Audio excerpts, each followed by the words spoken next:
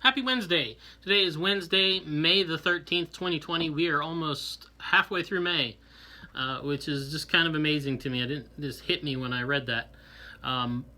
Today's daily Bible readings are Psalm 102 Psalm 102, 1 through 17, Proverbs 3, 13 through 18, and John 8, 31 through 38.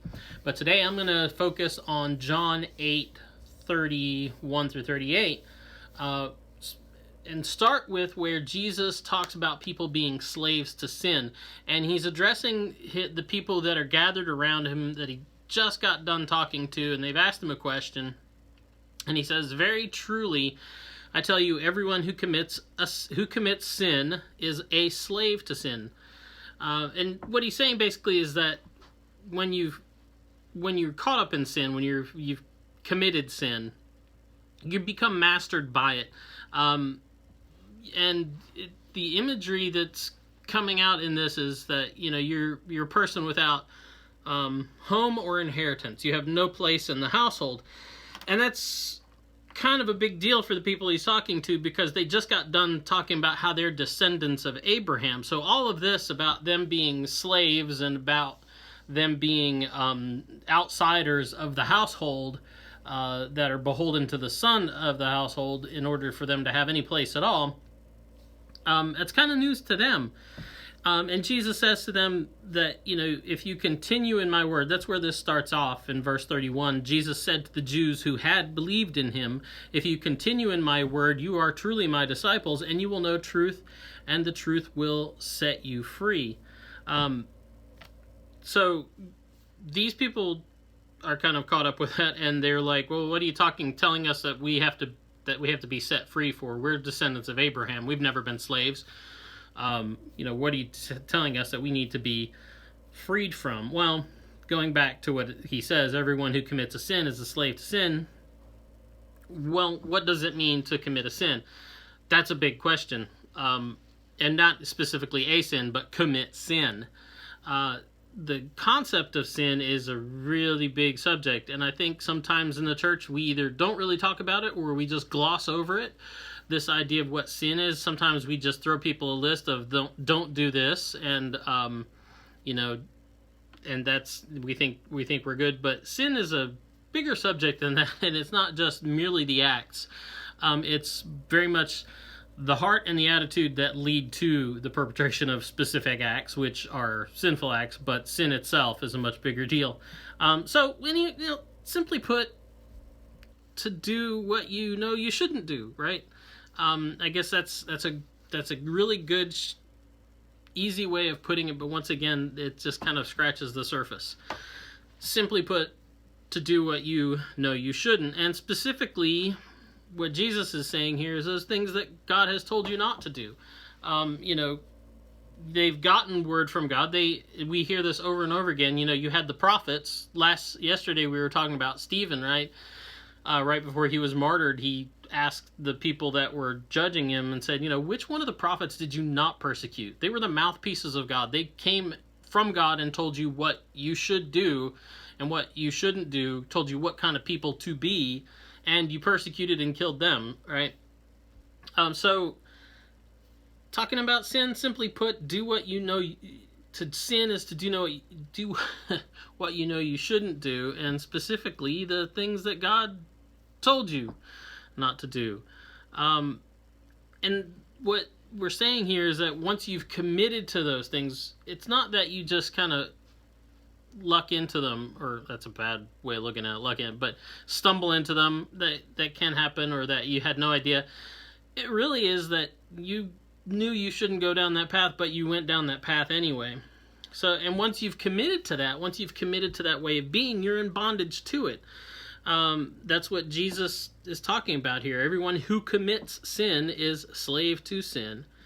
And it doesn't matter if you're a descendant of Abraham or not. The slave doesn't have a permanent place in the household.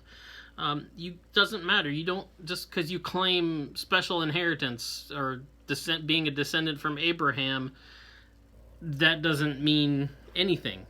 Once you've committed to that path, once you've committed to following down that pathway that is sin and leads to sin, you've indentured yourself to it. It's Jesus says over and over again. We hear in the Gospels, don't say to yourself, "We have Abraham as our father," right? And I think, and John talks about that. Don't be so comfortable in the fact that you're the children of Abraham. If that's no different than people saying, "Well, I've been in the church my whole life. How can I sin?" Or I'm automatically okay because and it just doesn't work that way. It's sad to say. It would be much easier for everybody involved in it if it did, but we make a lot of decisions every day based on what we know and what we've been told, and sometimes we go along with God's will, and sometimes we go right against it, and it doesn't matter who we're descended from. And Jesus even says that. He says, I know that you are descendants of Abraham, yet you want to kill me, right? And he's pointing out that the disconnect there. He's like, fine, yeah, you're descendants of Abraham, and yet you want to commit this great sin, which you know that you shouldn't do because you at least have the 10 Commandments that say thou shalt not kill. So the truth has come. He says to them, do what you've heard. In other words, okay, well, I've put the truth there out in front of you, and just like he said at the beginning, if you continue my word, you are truly my disciples, and you will know the truth, and the truth will set you free.